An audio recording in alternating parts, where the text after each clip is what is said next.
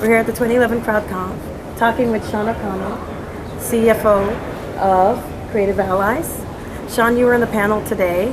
Tell us a little bit about that discussion, what themes are coming out of that, and what message you want to leave for the workers from this conference. Sure, it was interesting to kind of hear other communities that have the same challenges, and also how a lot of us have found the same tactics to keep quality control up, to give upward mobility towards our crowds, so that our best creative workers are able to kind of morph their careers and get more opportunity and more creative opportunity. So it was a really fantastic discussion. It's always great to learn about other people fighting your fight. I know, and I'm hearing from a lot of CEOs that the answers are many. Some of it is platform, some of it is intricacies in the platform, and sort of soft skills to measure and get the workers to feel like they're part of a working community, and that they're not in an office. Do you have any thoughts on what that would be, especially in the creative world? Our tactic, we offer opportunities for illustrators around the world to create the art and merchandise for rock stars and other pop culture brands.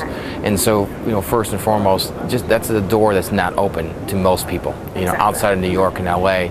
So that's a pretty amazing kind of starting place for us. And now it's about, not just a winner takes all platform, but making sure that dozens of people, hundreds of people, thousands of people are actually collecting royalties in real time as their designs are selling all around the world, again, for these big pop culture brands. Recognition is a huge part of it. Rewarding folks is a huge part of it. We're all software based, so there's always systems that can make it better. And I think where we are as a company, we're focused. We are really focused on our efficiencies behind the scenes, and we're really focused right now on much more on the experience that our consumers are having, that our community interacts with day in and day out. So you mentioned some pretty big names, and I'm curious, as probably everyone else is, how do you build your pipeline? How do you connect with those people? Are they reaching out to you because it's such a great concept, and obviously crowdsourcing is excellent, especially in the creativity space. It brings a lot of divergent thought and originality. How are you building that pipeline, and what does a repeat client look like? So for us, we have a huge head start. I own another company that I've owned for 10 years that empowers independent musicians who own their own labels, like Ani DeFranco or Jack Johnson. We even worked with Justin Timberlake for a while on creating a team and executing the strategy and marketing so they can compete. We also do that with the largest festivals in the country, and we're really involved. So there's a huge credibility factor there. We're not the guys who started with kind of the top-down major label focus. All of our artists have careers that have kind of really scratched up from the very bottom, and they've built their way up hand-in-hand with our team.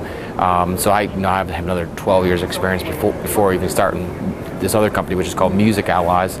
So when we approached this concept, it was first and foremost, wow, there's this huge void of creative opportunity for illustrators, but then we were marketing, and so the platform to sell through, if you want to know how we have this thing, is reputation first. The second is we go to the entertainment companies, and we can show immense value in terms of how 100 designs turn into hundreds of thousands of impressions, almost like that. So the idea of these pieces of art going social, which happens almost instantly in that kind of platform, creates tons of value. So it's marketing, one, and then two, it's marketing pays for itself, because they'll actually get a huge return on their investment on the sale of merchandise. So it sounds like you completely circumvented having to compete with some of the larger agencies in many ways, or is that still something that you have to do in terms of maybe larger projects or long continuing business or anything like that? Well, the music space is our starting point, and where we're going is much more in sports, film, TV. Music will always kind of be a big part of our DNA, and we love it. But I don't know if it's circumventing agencies. I think what's happening now is there almost seems to be a infinite volume that we can do. For instance, I just did a week of meetings in Nashville, and it's I could fill up our site for an entire year just based on Nashville projects. Wow. So we have barely touched the surface. We've just doubled down, just the folks who were kind of shaking those hands and talking to people. Almost all of our meetings, where they used to be kind of the lower part of the every whether managing company, record label, are kind of now very top down. Everybody sees it, so we can kind of increase our flow exponentially with one meeting as opposed to kind of scrapping together each little project. So that's. What about challenges in the business? Obviously, in design, copyright is an issue, and making sure that you're getting true original work. How have you guys handled that? Man, you just get a kick-ass community who just ain't gonna take shit from anybody else in the community, and we ride them out of town with Western style, So we're really, really bold about that, and we have some partners in the stock image space that work with us. We bring in really incredibly quality designers. We also bring in young designers. So when we bring in young designers, the truth is they're probably not going to win the contest. Sometimes they do, which is awesome. They may end up getting merchandise royalties, but probably not. And so we work with art schools to send tutorials to them. We try to educate them. We educate them on using stock image. We have a no photo policy right now on the site, so that takes a huge part. It's a very illustrator heavy, and that's what we're shooting for. I noticed that. Yeah, a lot of beautiful art, original art, and we think through the stock licensing that all our artists are going to end up, seeing royalties, even if they're one design out of 400 and it doesn't get merchandised. I mean, those designs are really, really good. So we have a no tolerance for copyright control, and if we miss it, someone in our crowd gets it.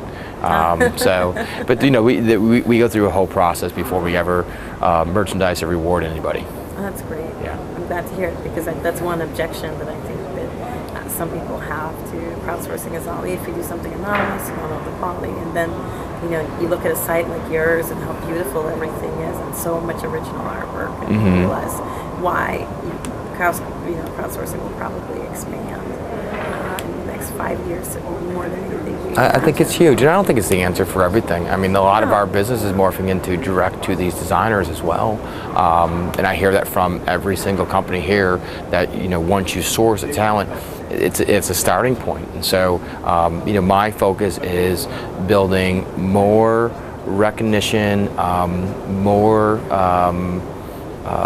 ways to achieve things on the lower end in terms of talent, right? Because they can be just as good as those folks who are just create the most fabulous artwork, and then upward mobility for the folks at the top end.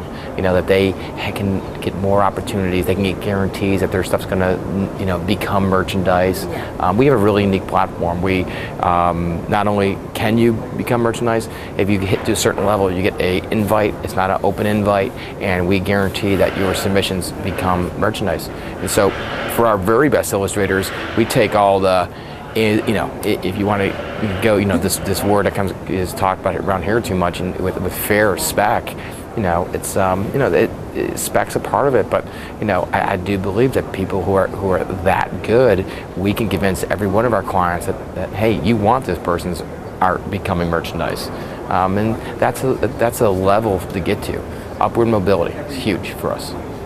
Well, I can't even draw a stick figure, but I feel like I would want to be one of your workers, so that's a great. I want to wrap up. You talked a little bit about the contest model, and that obviously has been primarily how a lot of creative labs have been working in the crowdsourcing space. Do you see evolving? I know that curated content has now been a part of things. What else do you see evolving as far as just gathering workers and getting the best work? It certainly sounds like you guys have done some real modifications to that. Yeah, I think we're just starting down this road of the merchandising, the stock imaging. So we think we got a long way to go on executing and doing that right. And I'm sure it'll adapt. I'm sure it'll morph. We think my dream is that you walk in Urban Outfitters and you're seeing our designs, that you're seeing folks from all over the world and all over this country. We want to introduce more people on a personal basis to their next job. It's okay if they leave our system. our business designs are not necessarily to be a massive departure from going to a 9-to-5 job. It's great if you can do that. We already have designers who are, earning thousands of dollars. They're getting to go backstage and meet their heroes. They're getting to go to private events, and we obviously have a lot of cachet of what we can offer people beyond.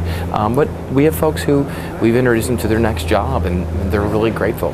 My favorite story is the guy who won the Jack Johnson contest. Works in clothing retail out of Boulder, Colorado, raising 3 girls. Not your graphic designer. He just did illustration on the side. He loves Jack Johnson, and he won that contest. He got so much fanfare and recognition locally. He's now a full-time designer. He's, which is hard to change careers when you're raising 3 girls, and he got to, take his girls and meet Jack, and that's all of it's huge. I mean, he made some money, he got that recognition. We changed his life, and that's huge. It's unprecedented access for a fan. You're giving access that, it almost is a backstage pass. Well, he's an anomaly. Not too many people are aware that less than 40% of our designs, on average, come from fans of the band. So a big part of our thing is that crowdsourcing to just a fan base only goes so far. Yeah, of course. And so a little bit tunnel vision there. Yeah, well, it's tunnel vision, and it's different perspectives. But we also get these letters like, I didn't win that contest, but I found my new favorite band. I mean, those are huge. And again, we have a different world. They're all now ambassadors. So that one person has 500 Facebook friends, and they have a new favorite band, and there's huge effects even beyond just the workforce. No, of course, of course. Ripple effects. Yeah, absolutely. And the whole industry is providing that, I think. So lastly, you good segue, you brought up favorite band, and I know you have music allies. So tell me who you're liking right now. Personally, I'm having like a Foster to People moment. I love I'm from Foster. LA. So. Yeah. But it's kind of, I have a 6-year-old and 8-year-old, and what's so funny is that that's the first song that my kids like really embrace in pop culture. Yeah. And my 8-year-old's in 2nd grade, so of course he's reading, and he's like, well, let's look up the lyrics, Dad. And I never really paid attention. I was horrified. I was going to say, you don't want to do that. Yeah. I'll be honest, I have too many favorite bands. I won't point them out, but what else? Genre. No, you know what? I'll answer really differently. I'm so inspired by what's happening. In music landscape, there's a great article in All Things D this week about how musicians are monetizing. It's not about the recorded music business at all. More people listen to music. There was a study that came out this week that 5 of the top 10 Twitter lists are musicians, and 40 out of top 100, whatever those numbers were, they're significant. So these musicians have a huge voice. Obviously, we're taking advantage of that at Creative Allies. It drives a lot of demand for our services. But one of the things that's happened in music that doesn't really get a lot of publicity is I'm not a genre person. I love metal, I love bluegrass, I love soul, and Me too.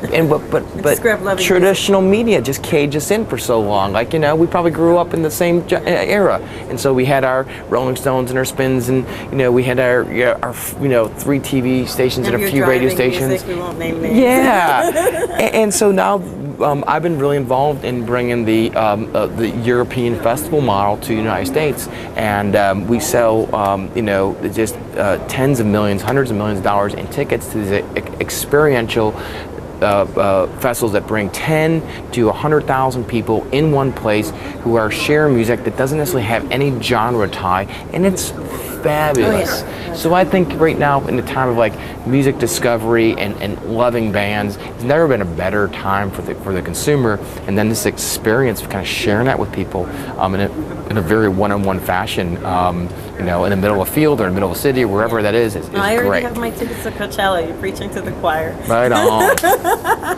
don't even know who's playing. I just bought them. So I'm copping on the naming a favorite band is like picking one of my kids as my favorites. I'm not doing it. I figured it'd get you talking. Yeah. Well, listen, thank you very much. You're welcome.